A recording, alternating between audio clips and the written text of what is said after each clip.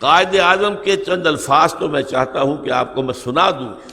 T B کے جب مریض تھے اور آخری دن تھے زندگی کے، اور جو ٹی بی کے امراض کے اسپیشلسٹ تھے پروفیسر ریاض علی شاہ، انہوں نے پھر ایک اپنے انٹرویو کے اندر بتایا کہ اس وقت کے حالات کیا تھے۔ حالت یہ تھی اتنے کمزور کہ ذرا دو چار جملے بولتے تھے تو سانس پھٹ جاتا تھا، تو ہم نے پابندی لگا رکھی تھی کہ آپ گفتگو نہ کریں۔ ہم پاس ہی بیٹھے تھے، کوئی نئی دوا ہم نے شروع کی تھی تو ہم اس کے اثرات دیکھ رہے تھے، لیکن ہم نے محسوس کیا کہ قائد اعظم بار بار جیسے ان کی زبان پر کچھ آنا چاہتا ہے پھر وہ چپ ہو جاتے چونکہ ہم نے روکا ہوا ہے۔ تو ہم نے کہا یہ اندرونی کشمکش تو زیادہ خراب کرے گی، تو ہم نے کہا قائد اعظم فرمائیے کیا فرمانا چاہتے ہیں۔ اب یہ جو فرمایا ہے وہ سن لیجئے۔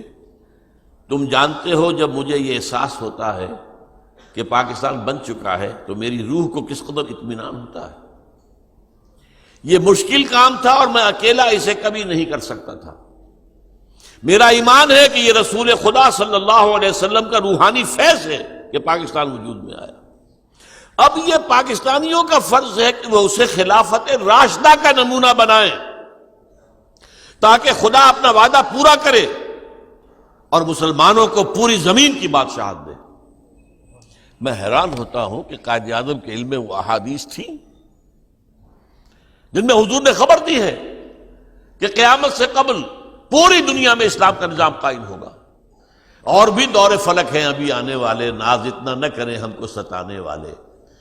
tables will be turned، اور غلبہ بالآخر اسلام کا ہوگا، اور اسی غلبے کا نقطۂ آغاز پاکستان شمار ہوگا تاریخ کے اندر۔ چمن کے مالی اگر بنا لے موافق اپنا شعار، اب بھی چمن میں آ سکتی ہے پلٹ کر چمن سے روٹھی بہار اب بھی۔